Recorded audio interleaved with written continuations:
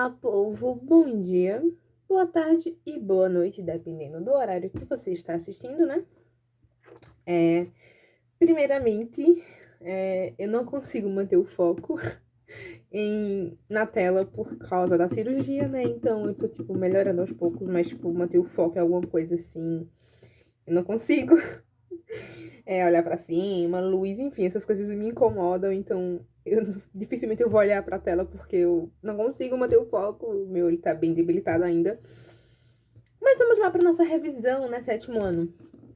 E, primeiramente, né, a gente estudou um pouquinho sobre o fim do feudalismo, tá? Então, e aí? Esse feudalismo, né, da gente tem que o feudalismo, ele é o sistema econômico que tá vigorando na Idade Média, né? E aí, esse feudalismo, ele vai se dizer que o senhor feudal, ele é a pessoa com maior poder naquele momento, né? Tipo, tinha a figura do rei, mas o rei basicamente não servia de nada. O poder do rei tava lá só por ter, mas ele não tinha realmente poder. Quem realmente tinha poder era justamente o senhor feudal, porque ele era dono daquele feudo. Só que o feudalismo acaba tendo que suas complicações, né? Ele começa a não dar certo. Mas por que o feudalismo não dá certo? Primeiramente, que se a gente for analisar por que a galera foi morar nos feudos? Por causa da ameaça bárbara. Mas não tem essa ameaça bárbara. Então, a cidade já é um local bom pra galera voltar a morar, né? E aí, nisso, pessoas que moravam nos feudos não eram tantas. E aí começa a ter um grande crescimento populacional. A galera começa crescendo, crescendo, crescendo, crescendo. E, poxa, muita gente. Só que a economia dos feudos era uma economia de subsistência. Não se tinha o comércio. O comércio era raro. E aí, os feudos, né? Com a sua economia de subsistência, gente começando a crescer e uma população começando a aumentar. Complica, né? Como vamos ter alimento suficiente para essa galera? Então, aumento populacional, a comida não está sendo suficiente. A cidade começa sendo um pouco mais atraente. As condições de vida no feudo já não é boa o suficiente. Então vamos voltar, né, para a cidade, já que o feudo não dá essa subsistência. Vamos ver se, né, a cidade dá essa subsistência pra gente. E aí, fora que vamos ter as pestes aparecendo, aquela famosa peste negra, a peste bubônica, que estão aparecendo. E aí tem essa questão. A galera já tá ficando revoltada como é que a economia era do feudo, porque, tipo, lá tudo era o senhor feudal. Era do jeito que o senhor feudal queria, o senhor feudal sempre tinha mais privilégios, obviamente ele é o senhor feudal. E a galera, né, os servos, estavam insatisfeitos. Poxa, para eu poder caçar, eu tenho que pedir permissão ao senhor feudal. Para eu poder plantar, se eu quiser ter um filho, eu preciso pedir permissão pro senhor feudal. Eu não posso fazer nada. A galera começa a se revoltar, a galera tá insatisfeita.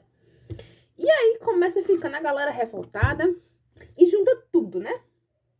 Então, ao invés de juntar guerras, fome, pestes, insatisfação, então tudo isso vai ser um motivo para que a galera se revolte e o sistema feudalista acabe não dando certo, não perdurando por muito mais tempo, né?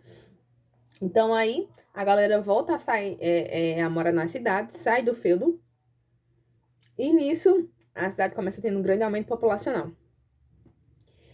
E aí, outro ponto também é que em cada feudo se tinha uma economia diferente. Quando eu falo economia, eu falo um tipo de moeda. Então, no feudo 1, temos a moeda X.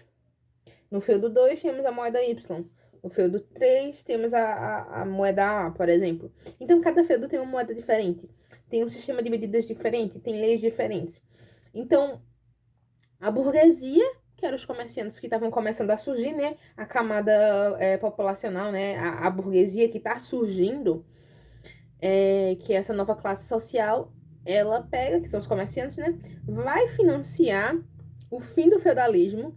Quando eu falo fim do feudalismo, é mandar exércitos para que o rei ele recupere seu poder. Porque se o rei está no poder, vamos ter moedas unificadas, vamos ter uma língua unificada, vamos ter um sistema de medidas unificado, vamos ter o rei fazendo as leis. Então, o rei, ele vai padronizar tudo isso. Quando o rei padroniza tudo isso, quem é que tem vantagem? A burguesia. A burguesia tinha dinheiro, mas a burguesia não tinha poder. E a burguesia queria ter poder. Mas a burguesia também queria ter coisas que facilitassem sua vida, que é basicamente uma padronização de tudo. Então a burguesia, que é a camada, a classe social que está surgindo, ela vai falar, não, toma aqui o nosso exército que estamos patrocinando para você, rei, para que você volte a tomar seu poder, né? E aí o rei, obviamente, ele vai querer, né? Porque o rei quer poder de volta, né? Ele quer poder ser uma pessoa influente. E o que a burguesia vai estar querendo, que é tipo só uma padronização, ele vai ficar tipo, isso é uma besteira. Então, obviamente, que eu vou fazer tudo isso que a burguesia tá pedindo, né? Então, aí vamos ter, recapitulando, fome e peste, insatisfação popular, guerras, colaborando para o fim do feudalismo, certo? Fome e peste, insatisfação e guerras colaborando para o fim do feudalismo.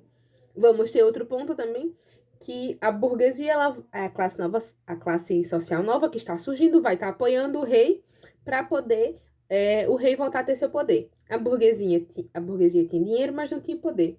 A burguesia, o que é que ela quer? Além de poder, principalmente o que a burguesia vai estar querendo é uma padronização das coisas, uma padronização do sistema de medidas, uma padronização da moeda, uma padronização das leis, criar novas leis. Então, todo mundo vai sair ganhando, né? Só que, obviamente, o clero e a nobreza não vai estar 100% feliz, porque eles vão estar meio que perdendo um pouco do seu poder. E nisso, a gente vai ter que a economia, que ela era baseada justamente em um sistema feudalista, ela vai se passar para um sistema mercantilista, um mercantilismo. Então, esse é o novo sistema de medidas, é o mercantilismo. Então, o mercantilismo é o novo sistema econômico. Então, esse sistema econômico que vai estar surgindo, basicamente temos que o mercantilismo é a ação do Estado na economia.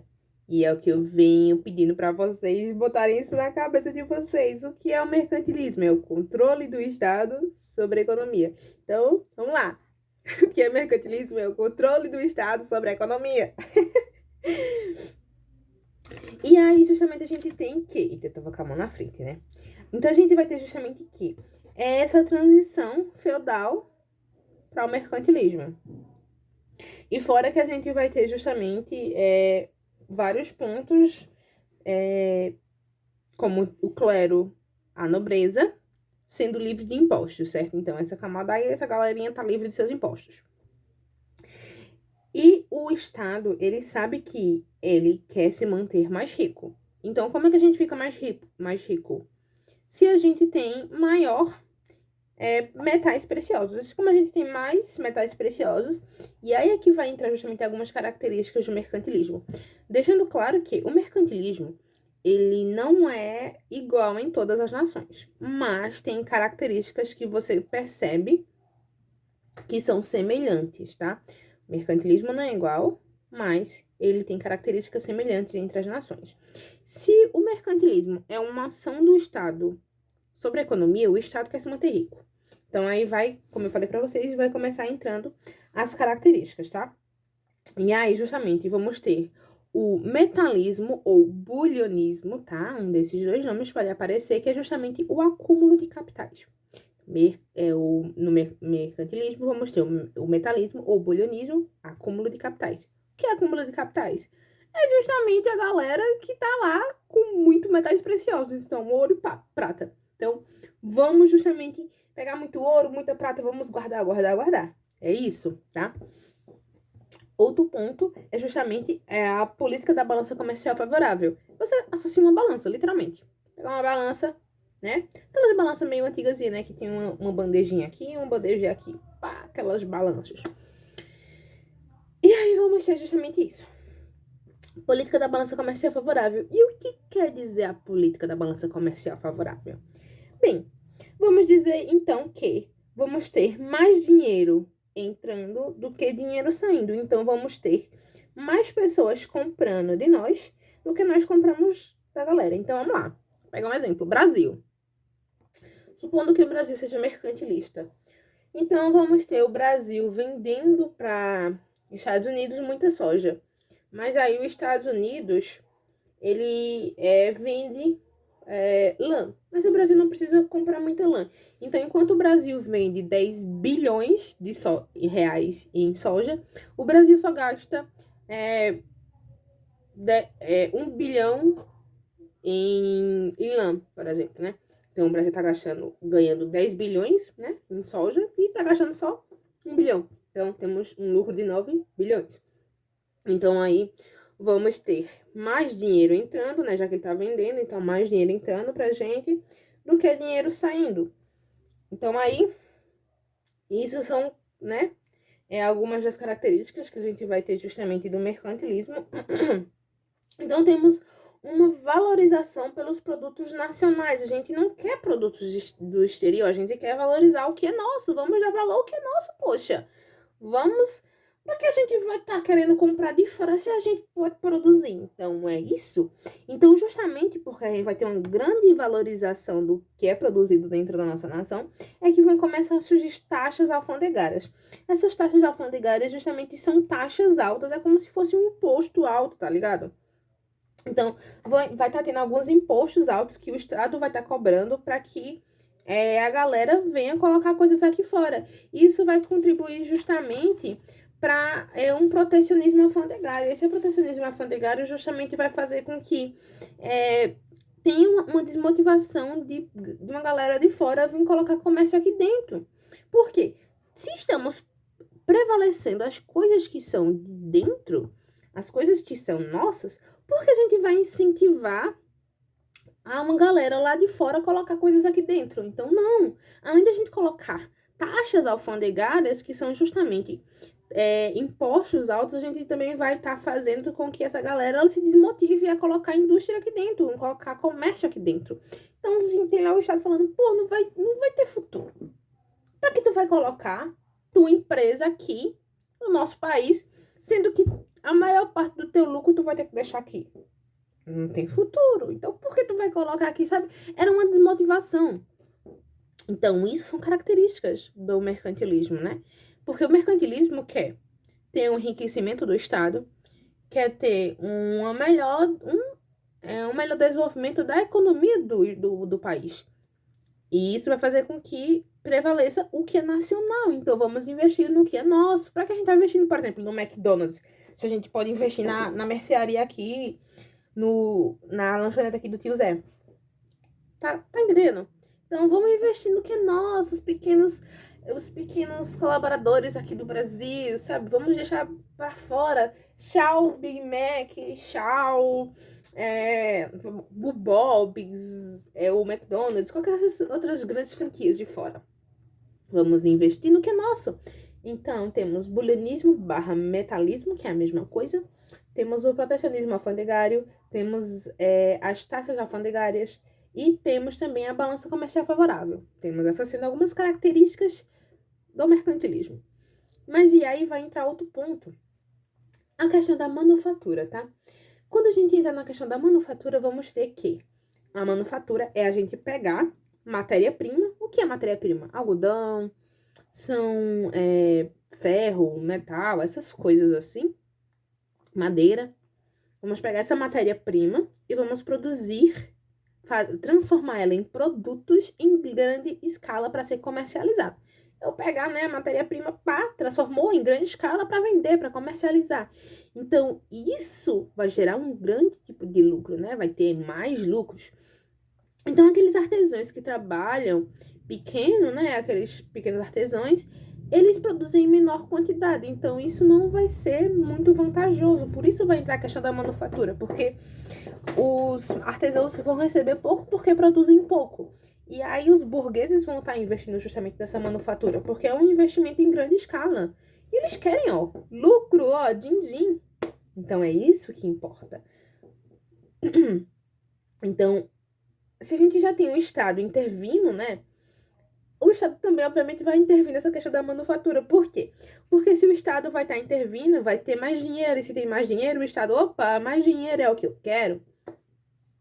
Então, aí, um exemplo é que acaba tendo que alguns estados nacionais, por exemplo, a França e a Inglaterra, ela vai criar leis, pasmem com isso, mas vão se criar leis para incentivar esse grande lucro, né? E o que fazem? Simplesmente a França e a Inglaterra falam assim, olha, criamos novas leis aqui que crianças e mendigos vão ter que trabalhar. Porque eles não são ociosos. O que é ocioso? Pessoa que não tem o que fazer, basicamente. Tá sem nada pra fazer. Então, se criança tá brincando, tá errado. Ela tem que trabalhar.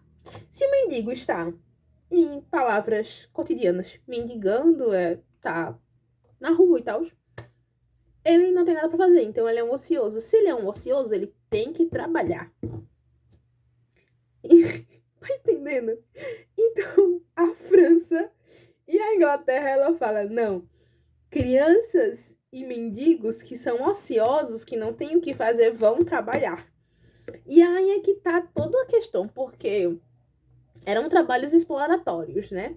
Eram trabalhos que eles recebiam mixaria, que era melhor não estar fazendo nada do que receber uma mixaria e estar se submetendo a condições exploratórias de trabalho, como é que eles, né? Como é que eles estavam. Como eles estavam, na verdade, né? Corrigindo aqui minha fala. E aí, vamos ter alguns países eles sendo conhecidos por produzir coisas específicas. Então, a manufatura, né, que é essa produção em longa escala. A da França vai ser especificamente pela sua questão de artigos de luxo e decoração. Isso também por muita influência de Luís XIV, que eu vou falar mais na frente sobre essas figuras de absolutismo para vocês, tá? A Inglaterra ela era conhecida mais pela questão de fazer tapetes e lã, e a Holanda ela investia bastante em fazer produções de... Peraí, só um momentinho. A Holanda ela investia basicamente em fazer investimento em coisas que envolvessem as navegações. Então, fazer mapas, livros, navios, essas coisas assim. A Holanda ela investia, mas não era exatamente para ficar nela. Era para fazer uma comercialização externa. Então, aí, né? Vamos recapitular. Temos o mercantilismo, ele sendo uma ação do Estado sobre a economia, que vai ser diferente em cada região, mas vai ter características em comum, mas que prevalece o nacionalismo. É prevalecer o comércio daquela região, daquele país. Vamos ter, então, a manufatura, que é a produção de matéria-prima em produtos para vender em longa escala, em grande quantidade. Então, os artesãos que vendiam em pequenas quantidades não era tão importante, né? Porque eles queriam mais produção em longa escala. E aí vamos ter cada país ele tem sua especialidade, né? E aí vamos ter o ponto central aqui. Se o burguês ele quer abrir uma manufatura, ele quer fazer sua manufatura, ele precisa pedir permissão ao rei, né? Já que a gente voltou a ter o rei como figura central de tudo. O rei voltou a ter seu poder. E aí, meus queridos e minhas queridas, se essa pessoa ela quer ter sua manufatura, ela precisa pedir permissão ao rei, certo? Correto. E o rei decidiria se ele dava um monopólio a essa pessoa. O que é o monopólio? É basicamente, Zezinho, ele quer vender arroz. E ele vai pedir permissão ao rei. Rei, seu rei, posso vender arroz? E o rei vai falar, você quer ter um monopólio? Ele fala, quero. Então aí só você vai poder vender arroz. Mas para somente você vender arroz, você precisa pagar, né, uma taxinha bem generosa, né? Então, o monopólio é justamente uma pessoa ter o único poder. Ela apenas vai vender somente aquilo. Só ela vai vender aquilo. Então, se somente ela vai vender aquilo, ela vai decidir o valor que aquilo vai ter. Então, pode ser valores totalmente exploratórios, né? Valores exorbitantes. Isso, ela pode vender o valor que ela quiser. Que se só ela tá vendendo arroz, ela vende o valor que ela quer. Porque ela não tem concorrência. É livre, né? O livre comércio dela, ela não tem concorrência. Então, é isso o monopólio. Então, essa pessoa pagava valores altos ao rei para ter o monopólio. E aí, galera, a gente vai ter justamente que isso vai favorecer justamente com que, se tenha uma compra de comércios das coisas do Oriente. Então a galera ia comprar as coisas do Oriente, comprava as coisinhas lá do Oriente para vender na Europa, né? Elas tinham o monopólio, vendiam o preço que elas queriam. E outro ponto também do mercantilismo é que ele vai estar oferecendo uma grande vantagem ao colonialismo, a essa questão de estar querendo as grandes navegações, de estar querendo colônias. Por quê? Se o colonialismo, a galera ia para outras regiões pegar ouro e prata, por exemplo, o que é que o ouro e a prata influencia no mercantilismo? O metalismo, o booleanismo. Então, o mercantilismo ele vai ser apoiador do colonialismo e das grandes navegações, porque o colonialismo e as grandes navegações vai explorar uma região que ele pode tirar proveito daquilo para si. Então, ele pode retirar aqueles bens para ele, retirar os metais, ter mão de obra barata. Então, tudo isso acaba influenciando no mercantilismo. E aí, a gente vai ter, então, justamente que nações principais de destaque, né? Portugal, Espanha, vamos ter a Holanda mais para frente, a Inglaterra, vamos ter a França, mas de principal destaque é Inglaterra e França, que são muito conhecidas justamente pela questão das grandes navegações, pelo colonialismo. Então, lembrem-se disso, que o colonialismo ele é associado justamente à questão do mercantilismo. Então, tem essa correlação, tá? Outra questão também é que no século XVII, a Holanda ela vai estar criando a Companhia das Ilhas Orientais. Então, orientais, Oriente. Então, vai pegar aquela região da China, aquela região asiática. Então, justamente, e ainda também, né? Então, aí, justamente, a gente vai ter que é uma empresa, tá? Que ele vai justamente querer, uma empresa holandesa, que ela vai querer fazer comércio com essa região mais da parte oriental. E essa empresa, ela quer ter um monopólio, ela quer quebrar toda a estrutura que Portugal e Espanha construiu. Então aí, Portugal e Espanha, né, que tava no seu destaque, a Holanda cresce o olho, né, e fala, opa, pera lá. Eu sei que você está aqui comercializando, mas agora é minha vez. E justamente essa empresa, ela é criada justamente a Companhia das Índias Orientais, ela vai ser justamente criada para fazer esse comércio lá na parte do Oriente. Então, ela quer ter o monopólio do comércio do Oriente e quer quebrar a estrutura econômica de Portugal e Espanha. E dá muito certo. E como dá muito certo, justamente ela vai justamente criar o Banco de Amsterdã para arrecadar capital financeiro para poder financiar essas expedições que esse monopólio, que essa empresa tem, né? E como dá muito certo, ela vai em 1621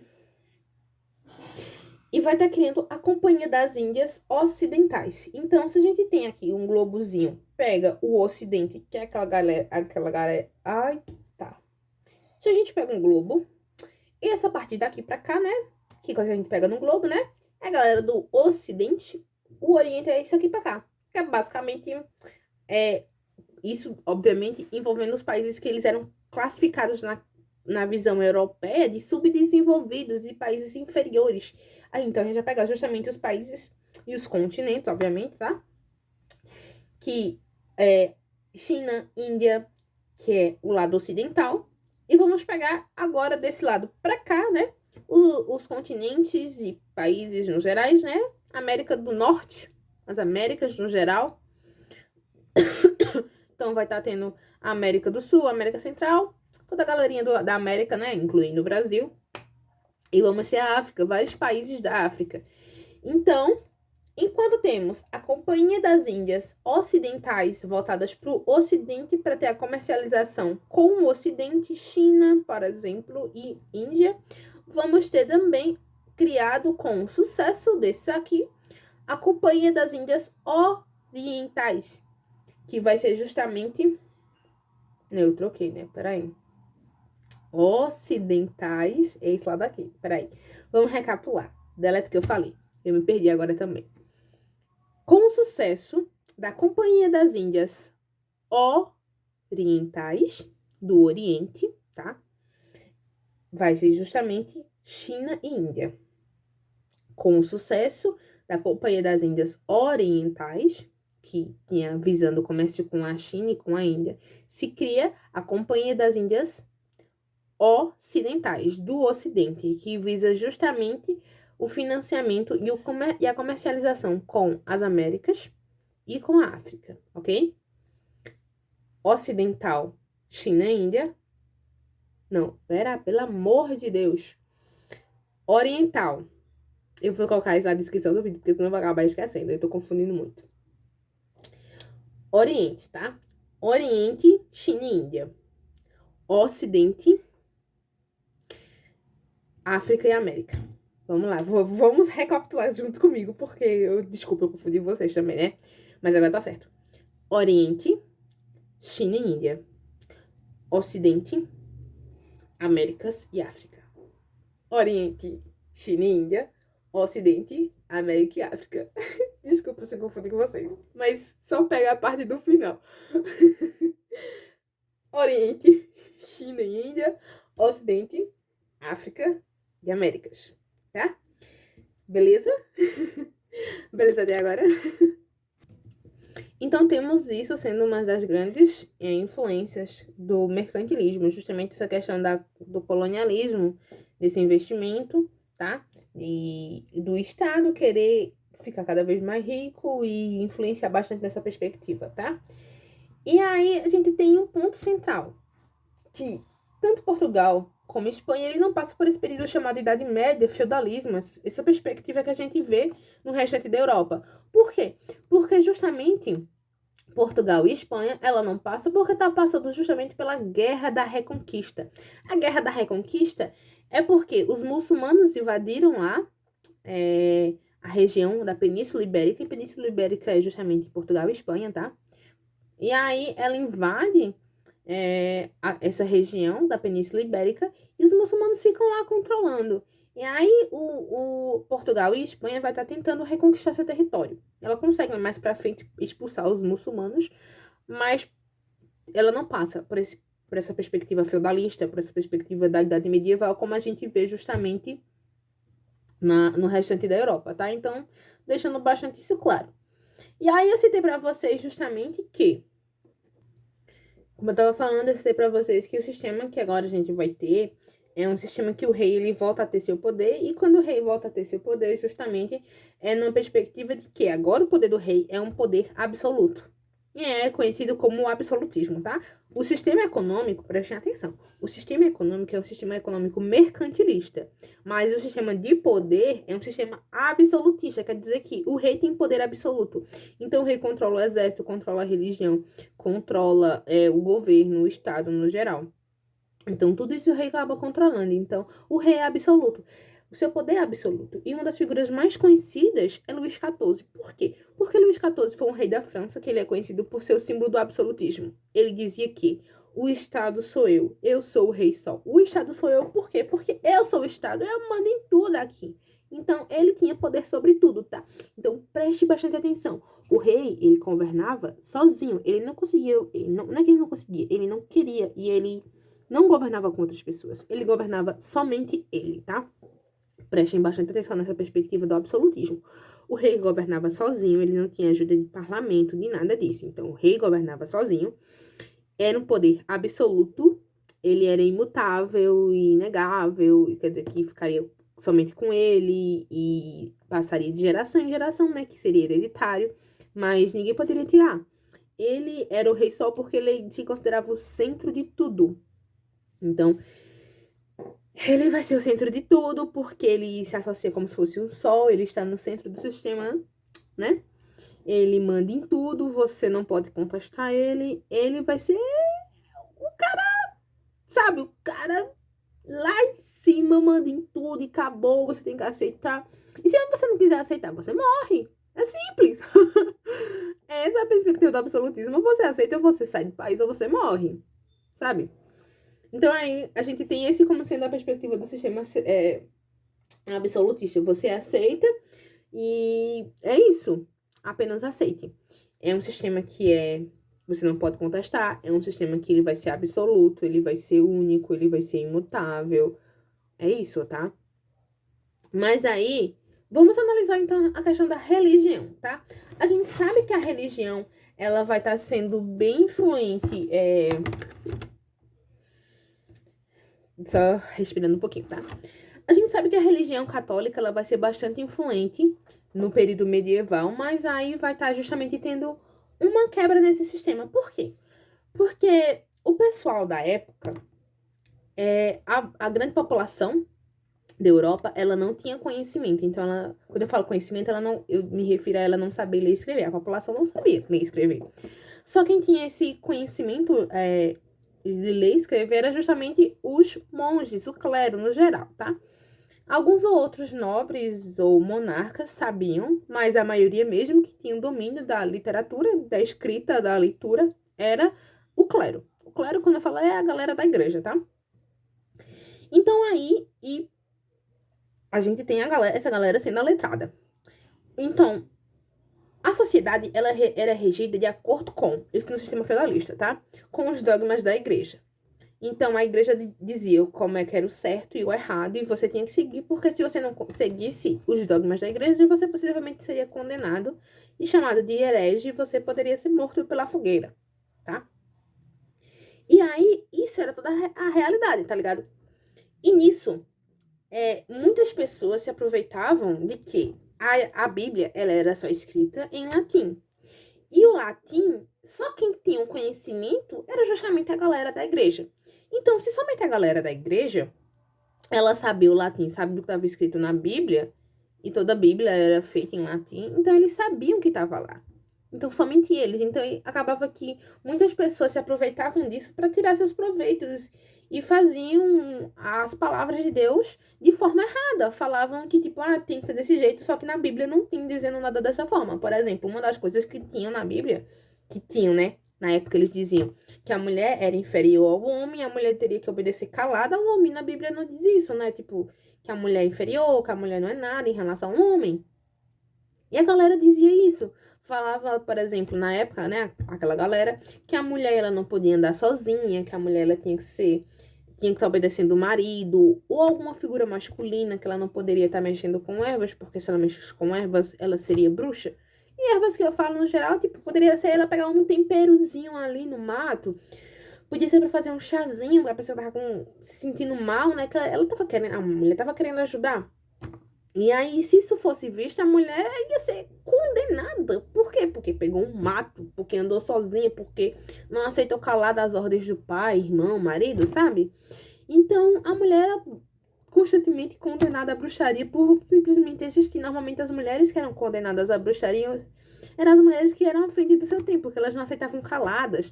As mulheres tinham porque tinham que casar e ter uma figura masculina mandando na vida dela. Elas não poderiam sair sozinhas, e ainda mais à noite, meu Deus. Era terrível uma mulher que fosse fazer alguma coisa dessa. Então, normalmente as mulheres eram muito condenadas à bruxaria. E, tipo, alguns religiosos se aproveitavam disso pra poder tirar proveito, sabe? Eita, peraí, meu olho tá incomodando. Só um momentinho. Vamos lá, voltando. Ele parou de incomodar um pouco, mas eu tava sentindo a lente. Vamos lá. Então, tipo, a galera, tipo, tinha algumas pessoas que se revoltavam, mas se você se revoltasse contra a igreja. Peraí. Eu vou olhar um pouco mais assim, sabe? Porque meu olho tá incomodando um pouquinho mais agora. Sim. Então, tipo, tinha pessoas que se revoltavam um pouco com a igreja, mas, tipo, quem se declarava contra os dogmas da igreja possivelmente era condenado e morto, enforcado, queimado, algumas coisas desse tipo.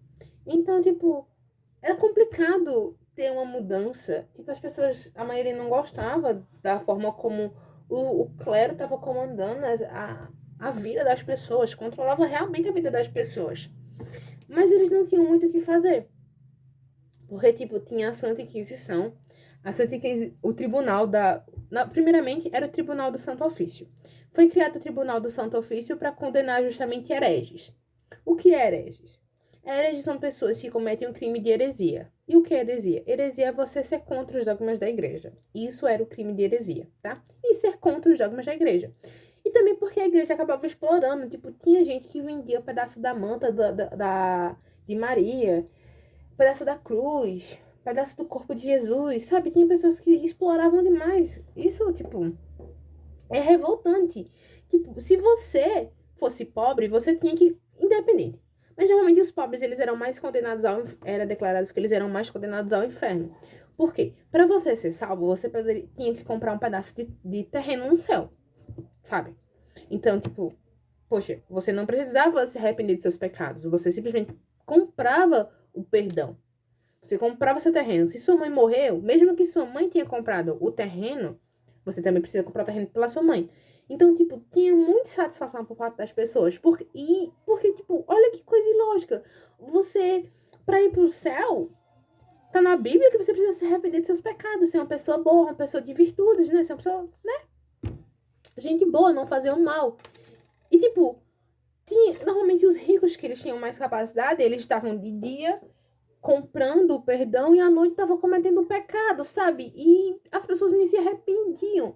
Então, enquanto estava lá o pobre fazendo o melhor que ele podia, mas mesmo assim ele se assustando porque ele não tinha condições de comprar um terreno no céu, ele se assustava achando que ele ia ser condenado ao inferno, tava lá o rico, nobre, comprando o seu terreno, comprando o seu perdão e não tava nem ligando das suas atitudes serem boas ou ruins, sabe? Então, isso causava muito medo e muita insatisfação com o pessoal. Então, aí, pessoas que se revoltavam e deixavam bem evidentes que aquilo estava errado, aconteciam que elas iam para o tribunal do Santo Ofício, o tribunal falava herege, morte, possivelmente ou queimado, ou enforcado, era muito queimum, e acontecia isso, né? Mas aí temos uma pessoa maravilhosa, Martinho Lutero, ou Martinho, como acontece, ou também Martinho Lutero. Lutero, ele era um religioso, e ele vai olhar isso aí e vai falar, oxe, isso aqui tá muito do errado. E aí, o que é que acontece, então, né?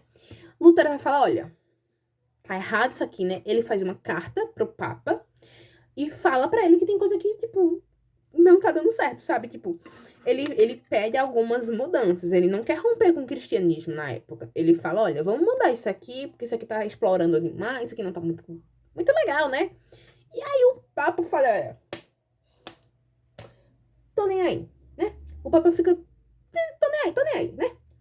Porque, inclusive, galera, a igreja, ela ganhou muita terra com isso, tá ligado? Porque, tipo, a galera dava, às vezes, terra, dava terreno, dava dinheiro, sabe? Então, a igreja, ela tava muito rica. E o Papa, obviamente, ele não vai querer que a igreja, ela perca seu poder, né? Então, aí, Lutero percebe que o Papa não tá nem aí e fala, é o quê? Aí Lutero simplesmente escreve suas 95 teses e cola na porta da igreja que ele trabalhava. Debochado, debochadíssimo Lutero. E nessas 95 teses, Lutero vai dizer, principalmente, que tipo, ele não concorda com a questão do culto às figuras, sabe? Às imagens, a santos. Isso, Lutero fala que isso é exagero, a questão das... Eucaristia, ele reclama da questão da Eucaristia e tudo mais. Ele reclama também da questão da exploração que se tem do fiel, que tá sendo explorado basicamente mesmo, tá ligado? Ele tá, tipo, pagando horrores. Vamos ter também no viés que se tem a questão do celibato. Enfim, ele vai reclamar de várias coisas, basicamente. E quando o Lutero faz isso, a Igreja Católica fala, olha, ou tu tira o que tu colocou, tu retira, fala que foi engano, não sei o que e tal, ou a gente vai te expulsar, vai te excomungar. E aí, ele é excomungado. Ele fala, tipo, eu não queria mesmo, né? Não queria mesmo. E aí, ele rompe laços realmente com a Igreja Católica. Ele é excomungado, obviamente, mas ele rompe o laço total. Ele fala, é assim, vou criar minha própria religião. E aí vem Lutero e vai criar as religiões protestantes. Vai dar justamente palco para que se criem várias outras religiões. E isso é muito abraçado pelo povo, porque o povo, ele percebe que Lutero, ele vai trazer justamente religiões que não vai ser tão exploratória como era o cristianismo naquela época. Hoje em dia a gente sabe que não é tão exploratório, tipo, o cristianismo ele não vai estar explorando, não vai estar vendendo um pedaço de terreno no céu, né? O cristianismo não é dessa forma hoje em dia, né? E aí a gente vai ter que as pessoas abraçam as ideias de Lutero porque a, inicialmente a gente vai ter que o luteranismo, tá? Que é a religião criada por Lutero, não é uma religião exploratória. E, além disso, vai ter os príncipes alemães, tá? Porque Lutero ele é da Alemanha. Vai ter os príncipes alemães defendendo Lutero. Então, por isso que Lutero ele não é condenado. Tanto porque ele era da igreja, e também porque a gente vai ter os príncipes alemães defendendo Lutero.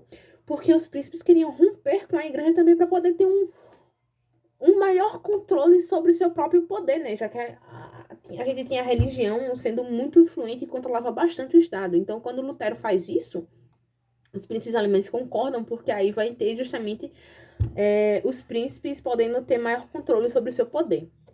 Então, aí a gente vai ter justamente Lutero criando essa nova religião e vai dar palco para várias outras religiões que vão estar surgindo. Ele vai criar essa reforma protestante, né? E aí, no luteranismo, ele vai dizer que somente o batismo e a Eucaristia vai ser suficiente, não precisa de vários outros sacramentos. Ele vai acabar com esse negócio de adoração a imagens. Quando eu falo imagens, tipo, tá ligado? Aqueles santinhos, né? Aquelas imagens no geral. Então ele não quer essa adoração a essas imagens, não quer também ter santos. Isso aí já é demais. Não precisa do celibato. Que também não precisa de tanto uma rigorosidade em relação os assuntos religiosos, que simplesmente se tem que o contato para você ter um contato com Deus é mais simples. É só você orar. E o cristianismo dizia que para você ter contato com Deus, você precisava obrigatoriamente da igreja. Mas não é tão necessário, porque você na sua casa você pode fazer uma oração. E outra coisa também é que, a partir de Lutero, é que a Bíblia ela vai ser propagada em linguagens que são classificadas como linguagem vulgar. Mas olha aí, atentos.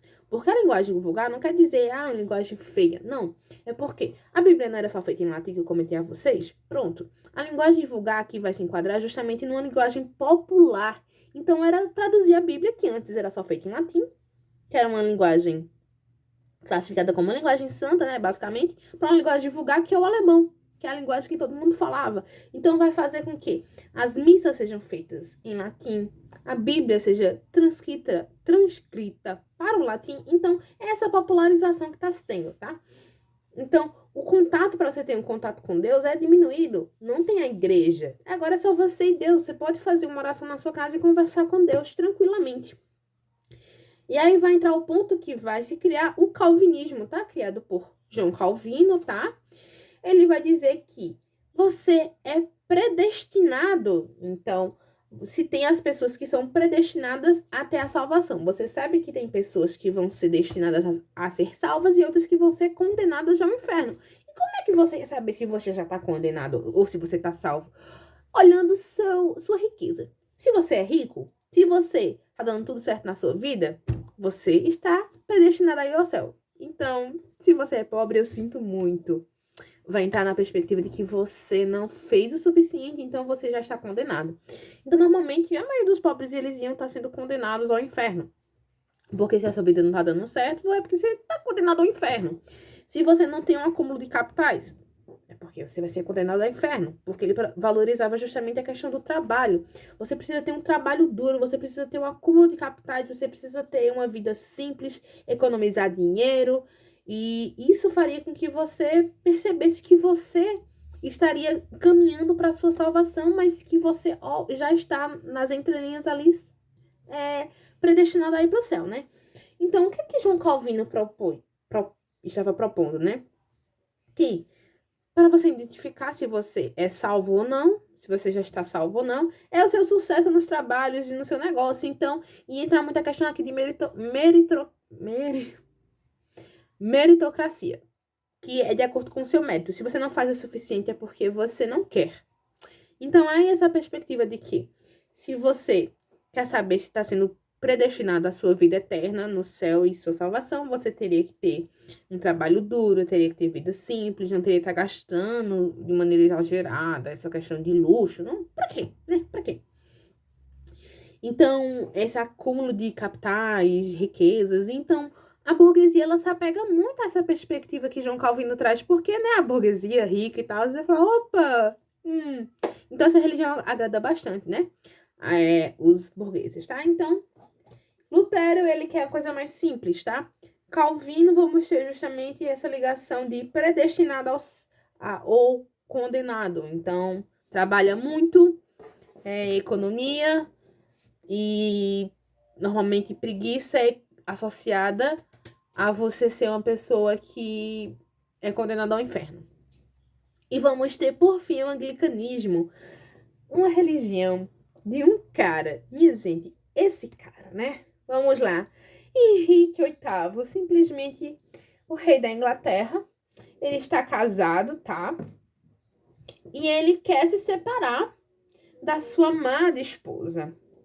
E aí ele manda uma carta, né, pro Papa, falando que ele quer se separar. E simplesmente o Papa fala, olha, a gente não aceita separação. Casou, casou, sabe?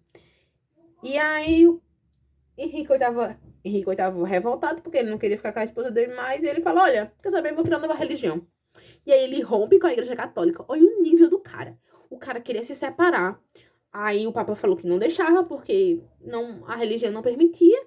Então aí justamente ele faz o quê? Ele rompe com a Igreja Católica, cria uma nova religião, que é o anglicanismo, e vai dar o direito a ele a se separar. Olha a mentalidade do cara. Tá entendendo? E aí Henrique VIII cria o anglicanismo, que pode se separar, tá? Ele vai dizer que somente o batismo também e a Eucaristia são sacramentos necessários. Ele vai dizer que o celibato para os religiosos é voluntário, aceita quem quer. Vai fazer com que as missas elas sejam celebradas em inglês. Vai condenar as indulgências nessa questão de pagar coisas exorbitantes. As indulgências, tá? Só para reforçar. A gente já trabalhou isso em sala de aula. Mas indulgência é tudo aquilo que a igreja vende e tira proveito dos fiéis. Então, vender pedaço de terra, basicamente impostos, só que não é falado de imposto, é tratado como indulgência. As taxas que as pessoas tinham que pagar para a igreja, as coisas que as pessoas tinham que dar para a igreja, os terrenos, essas coisas, tudo que a pessoa teria que vender, entregar para a igreja, sabe? Era como se fosse imposto, vai para a igreja, mas era chamado de indulgência. É isso. Então aí, essa é a perspectiva basicamente do anglicanismo, é só tipo pra o cara vai poder se separar, sabe? Olha o nível do cara, né? E aí, como era justamente o rei que ele mandava em tudo, a maioria da galera ela acabou se convertendo ao anglicanismo. Então, que o rei põe, né? A gente tá trabalhando com a questão do absolutismo, que o rei põe é o que é certo. Então, o rei pôs que a religião agora da Inglaterra é o anglicanismo, tá? Pronto, falado e dito e acabou-se. E aí, a Igreja Católica não ficou parada, né? Ela, vamos fazer uma reforma católica ou a contra-reforma. Porque a Igreja Católica tá perdendo seus fiéis. E aí, o que ela vai fazer? Opa, meu querido e minhas queridas. Vamos, então, vamos fazer o Concílio de Trento. Perdão. Então, vamos fazer o Concílio de Trento. Que eles vão se reunir, tá? Os religiosos vão se reunir para poder tomar medidas para modificar algumas coisas na velha ordem e tentar conter esse avanço da reforma protestante, né?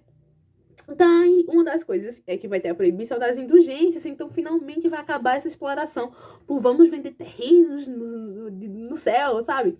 Vai se proibir essas indulgências. Vai afastar as pessoas que são corruptas da religião, né? Então, tipo, aqueles padres corruptos, vamos afastar. Outro ponto também é que vai se criar um index. O index justamente vai ser uma lista que vai proibir vários tipos de livros aos católicos. Então, por exemplo, livros antigos sobre, tipo, de Platão, Sócrates, muitos desses livros que fazem as pessoas pensar, sabe? Foram proibidos. E outro ponto também é que vai se criar o Tribunal do Santo Ofício. Antes era o Tribunal da Santa Inquisição, mas agora vai se passar a ser o Tribunal do Santo Ofício. Qual é a diferença? Qual é a função? Basicamente nenhuma. Vai continuar condenando herege, sabe? Vai analisar isso aqui é herege, não é? Fogo, fogueira, né? Morte. Enfim, a mesma coisa.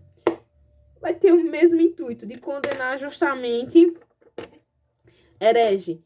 E aí esse Tribunal do Santo Ofício, ele vai ser muito conhecido por fazer as grandes inquisições, que é justamente chegar numa região, acabar com, tipo, aquela religião, sabe? Infelizmente, as pessoas naqueles